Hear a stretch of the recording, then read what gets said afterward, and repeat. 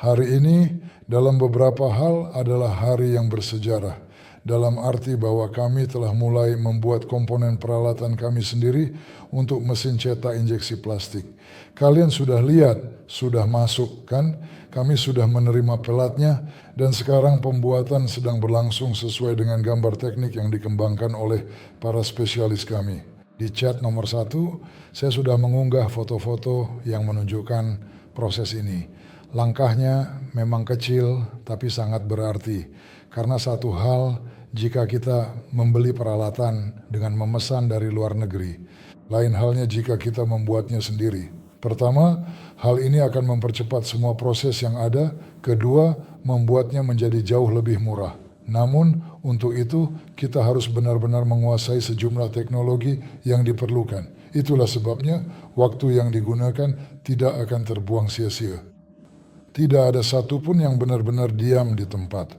Semua tindakan-tindakan tetap terus dilakukan, yaitu tindakan-tindakan yang memang sudah seharusnya dan direncanakan untuk dilakukan, terlepas dari apakah izin operasional sudah didapatkan atau belum. Jadi meskipun izinnya belum keluar, pekerjaan tetap berjalan seperti biasa. Izin akan didapatkan. Di sini seperti kata pepatah, tidak perlu lagi menebak-nebak, hanya tinggal menunggu waktu saja. Anda sudah melihat sendiri bahwa bahkan proses-proses serius yang berkaitan dengan interaksi dengan lembaga pemerintah, dengan para pejabat, tetap kami selesaikan sampai tuntas. Kami membawa semuanya hingga akhirnya mencapai hasil yang diinginkan. Apakah itu buruk atau baik? Saya akan mengatakan bahwa itu adalah sesuatu yang normal, karena dokumen peraturan yang berlaku telah berubah. Ada sedikit kesalahpahaman yang muncul di sini, karena semua orang berusaha keras untuk menyesuaikan diri dengan kondisi baru yang ada. Baik para pengembang maupun lembaga pemerintah yang bertugas mengawasi proses-proses ini dan mengeluarkan dokumen perizinan. Karena mereka juga terlibat dalam proses ini, bagi mereka juga ini adalah hal baru, mereka juga harus menyesuaikan diri. Tahap baru yang kami bicarakan adalah penilaian aset material dan non-material. Jika untuk aset material sudah cukup jelas, hari ini saya ingin sedikit mulai menjelaskan situasi dan prosedur secara umum seluruh proses yang berkaitan dengan penilaian aset non-material. Dan sesuai dengan peraturan perundang-undangan yang berlaku, di negara kita diatur bahwa jika kita menilai aset non-material kita untuk berbagai tujuan, dalam kasus kita ini untuk dimasukkan ke dalam modal dasar, maka kita harus memesan penilaian independen.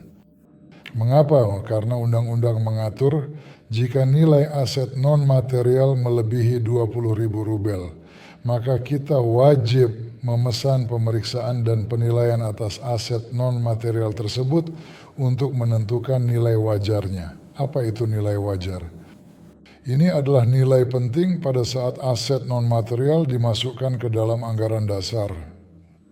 Artinya nilai tersebut ditentukan sebagai jumlah biaya yang diperlukan untuk menciptakan atau memperoleh aset yang dibuktikan secara dokumenter. Dalam hal ini, kami sama sekali tidak membeli aset apapun, karena semua aset yang tidak berwujud tersebut sepenuhnya diciptakan oleh kami sendiri sebagai hasil langsung dari aktivitas tim Sovelmash. Dana yang masuk tidak hanya digunakan untuk menciptakan aset berwujud di gedung tempat kita berada saat ini, tetapi juga untuk menciptakan aset tidak berwujud, gedung tempat kita berada sekarang. Dan ketika nilai pasar yang sebenarnya sudah diperoleh, kita akan bisa lebih memahami dan juga menilai dengan lebih tepat berapa jumlah aset tidak berwujud yang nantinya akan dimasukkan ke dalam dana modal dasar. Karena undang-undang yang berlaku memang memperbolehkan memasukkan aset tidak berwujud sebagai kontribusi dalam modal dasar. Hal ini tercantum dalam Kitab Undang-Undang Hukum Perdata. Dan pada umumnya untuk semua aset tidak berwujud, biasanya yang dimaksud adalah objek kekayaan intelektual. Namun, objek kekayaan intelektual tidak hanya mencakup paten, tetapi juga persyaratan teknis, regulasi teknis yang telah kami kembangkan. Dokumentasi produk, dokumentasi desain, dan pekerjaan lainnya merupakan hasil karya intelektual kolektif dari Sovelmash. Semua hasil kerja ini diwujudkan dalam bentuk dokumen tertentu yang telah disusun dan dirancang secara cermat, sehingga dapat dinilai nilainya berdasarkan kontribusinya terhadap pengembangan dan pencapaian tujuan perusahaan. Apa keuntungan memasukkan aset tidak berwujud ke dalam modal dasar? Di perusahaan kami, khususnya di Sovelmash, hal ini memungkinkan untuk meningkatkan modal dasar agar nantinya dengan modal dasar tersebut kita dapat melakukan reorganisasi bersama Anda.